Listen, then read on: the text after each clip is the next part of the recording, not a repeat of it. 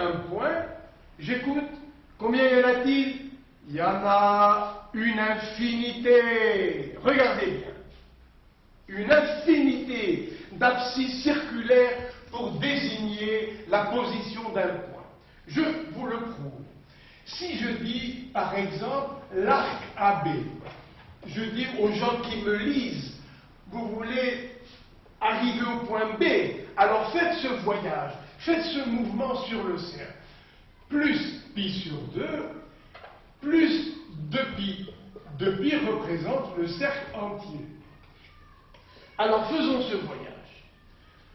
Plus pi sur 2, et encore 2pi. Or, 2pi, c'est le cercle entier. Regardez. Donc, je fais comme voyage. D'abord un cadran, pi sur 2, plus un cercle entier. Suivez mon mouvement. Plus pi sur 2, plus un cercle. Où est-ce que je m'arrête? Si à partir de B, après avoir fait pi sur 2, j'ajoute un cercle, je vais retrouver le point B. Donc, vous voyez, je peux ajouter un cercle. Ou bien encore, je dis aux gens qui me suivent, à quoi est égal le mouvement AB, c'est-à-dire l'abscisse circulaire pour désigner la position de B? Eh bien, je peux leur dire plus pi sur 2, plus 2 cercles, s'ils ne sont pas paresseux. Alors, faisons ce voyage. Plus pi sur 2, plus 2 cercles. 1, 2 cercles entiers. Donc, je vais finir finalement sur le point B. Et moi, je voulais juste trouver quelles sont les abscisses circulaires qui vont me montrer, me désigner un point sur le cercle géométrique.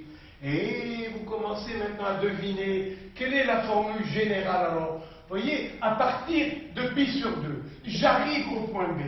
Mais après, pour rester sur ce point B, je peux ajouter un cercle, 2 cercles, 3 cercles, 4 cercles, autant que je veux, une infinité en nombre entier, une infinité de cercles complets. Ou bien, je peux dire, l'arc AB vaut plus pi sur 2, vous voyez, moins 2pi. Faisons ce voyage. Plus pi sur 2, moins 2pi. Eh bien, en enlevant un cercle entier, je suis encore retombé sur le point B. Encore. AB, je peux dire, il vaut plus pi sur 2, bien sûr, le premier voyage, pour arriver sur B, moins 2 cercles, 2 fois 2pi. Chaque fois, je vais entourer 2pi pour vous signaler que ça fait un cercle entier. Alors, faisons le voyage. Plus pi sur 2, moins 2 cercles. Plus pi sur 2, moins un cercle, moins 2 cercles. Je me suis arrêté sur B, donc j'ai désigné la place du point B. Et comme ça, au lieu d'enlever 2 cercles, je peux enlever plus pi sur 2, moins 3 cercles, moins 4 cercles. Regardez, plus pi sur 2, moins 1 cercle, moins 2 cercles, moins 3 cercles, autant que je veux. Donc, comment écrire la formule générale de cette abscisse circulaire pour le point B? Eh bien, j'écrirai finalement l'arc AB vaut plus pi sur 2 plus le cercle de pi multiplié par un nombre entier positif ou négatif, donc par un entier relatif que dans tous les livres en général on appelle K. Donc ce nombre K appartient à l'ensemble des entiers relatifs qu'on appelle Z. Alors, à quoi est égal Z? Alors, Z égale, voilà, alors Z, c'est l'ensemble depuis moins l'infini, et par exemple, après, moins 3, moins 2, moins 1, 0, plus 1, plus 2, jusqu'à l'infini. Donc, je peux, à partir de pi sur 2, ajouter un nombre entier de cercles, quelconque, jusqu'à l'infini si je veux, si je ne me fatigue pas avant. Ou bien, à partir de pi sur 2, je peux enlever un cercle, 2 cercles, 3 cercles, autant que je veux. Ça ne va pas changer la position du point B. Voilà. Donc, formule générale, la voilà, pour désigner le point B, ça s'appelle l'arc généralisé. C'est-à-dire, pour ce point B, bien sûr, AB égale pi sur 2 plus 2kpi. Pourquoi ai-je mis le nombre k entre 2 et pi, bien blotti entre les deux? Parce que si j'avais écrit plus pi sur 2 plus k fois 2pi, k de pi, nos chers élèves, au bout d'un mois, 2 mois, vont avoir la mémoire qui flanche et le son k de pi risque de leur faire penser que c'est k au carré pi, qu'on pourrait dire k de pi. Donc pour éviter ce genre d'étourderie, de distraction, de manque de mémoire, alors on préfère écrire la lettre K entre 2 et pi, et alors vous allez enregistrer la musique de Kpi, alpha plus 2 Kpi. Donc, dans le cas général, voilà un point M, et l'un des voyages pour aller de A jusqu'à M, par exemple, voilà 1 radian, 2 radians, voilà. Donc, cet arc AM, et c'est aussi l'angle OM, parce qu'ils ont la même mesure tous les deux. Donc, cet angle, c'est alpha. Ce voyage aussi, c'est alpha. Par exemple, 1, 2,5 radians. Ce qui fait à peu près 57 fois 2, 120, ça fait à peu près 130 degrés.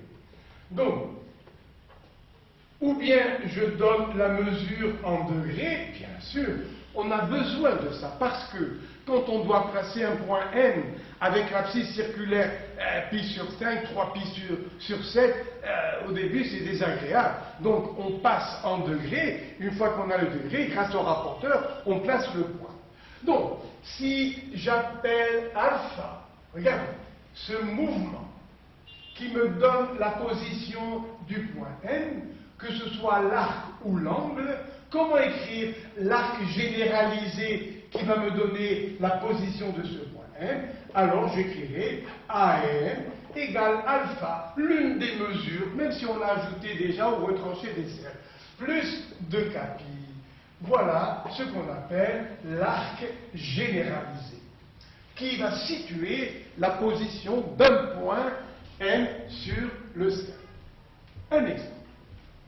Placez M tel que AM égale 3pi sur 4 plus 2kpi.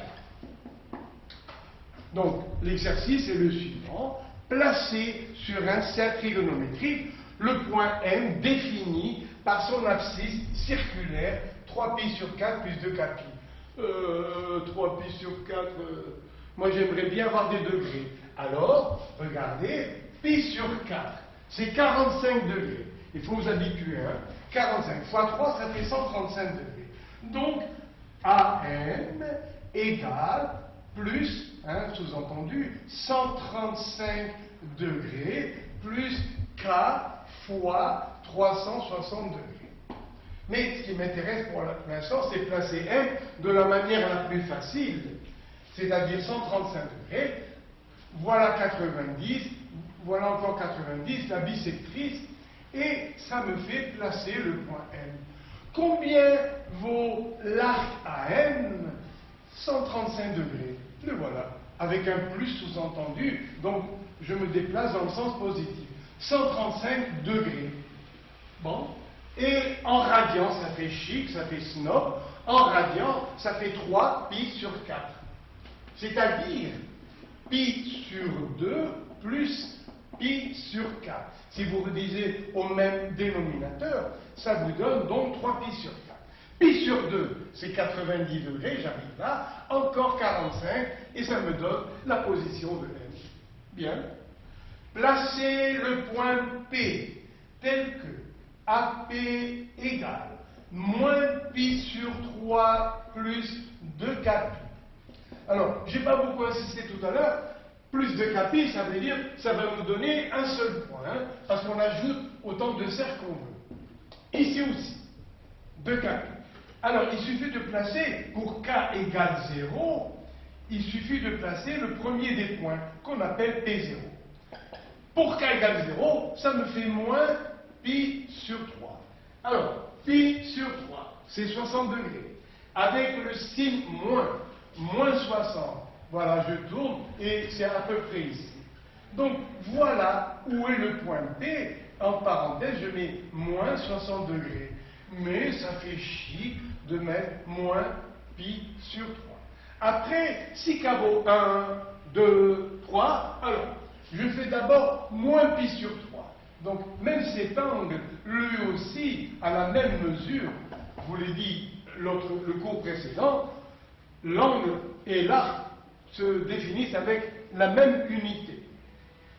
Alors, moins pi sur 3. Maintenant, que veut dire plus de kpi? Ça veut dire plus k fois 2pi. Ça veut dire que vous pouvez ajouter un nombre entier positif ou négatif de 2pi. Je le fais avec ma main. Voilà, moins pi sur 3, j'ajoute un cercle, encore un cercle, encore un cercle. Ou bien, je fais un p, moins pi sur 3, et après j'enlève un cercle, j'enlève encore un cercle. Je peux ajouter ou enlever autant de cercles que je veux. J'indiquerai toujours la position de ce point P. Encore des exemples. AR.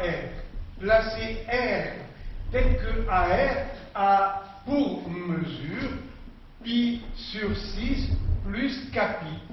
Vous voyez, dans les exercices, après on change. Vous voyez le rajout qu'on a là.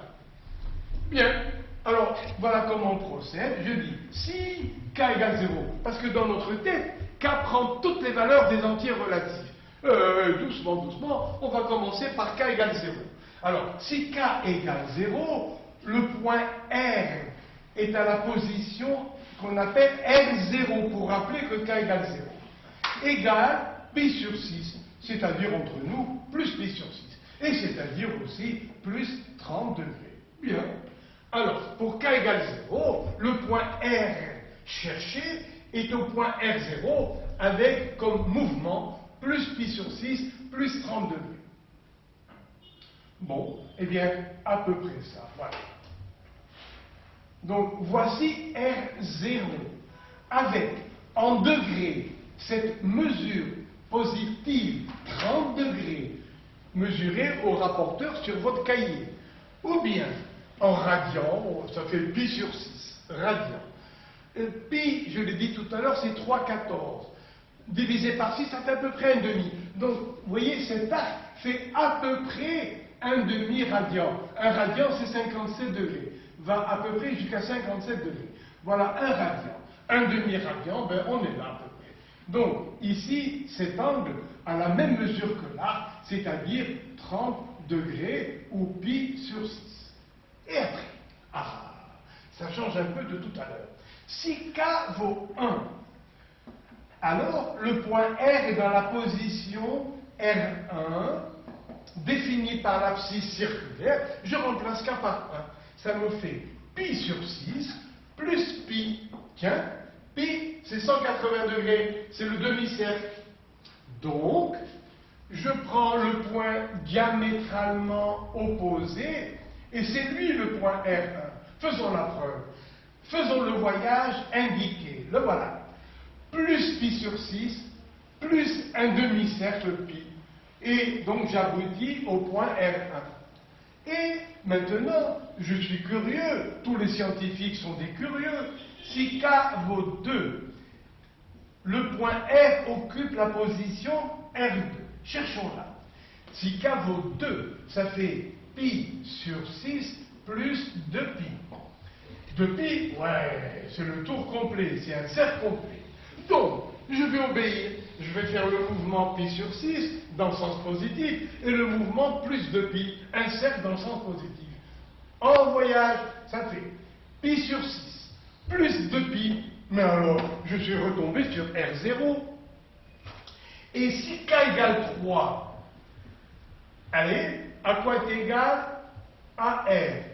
Alors, si k égale 3, ça me fait R dans la position R3. Et faisons le voyage, pi sur 6 plus 3pi.